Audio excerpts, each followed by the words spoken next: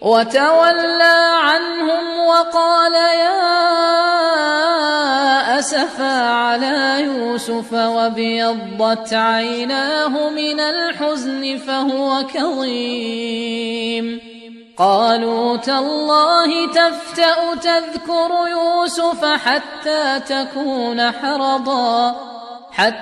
تكون حرضا أو تكون من الهالكين.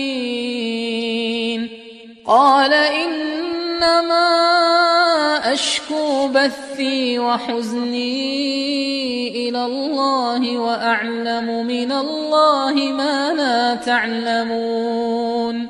يا بني يذهبوا فتحسسوا من يوسف وأخيه ولا تيأسوا من روح الله إنه لا ييأس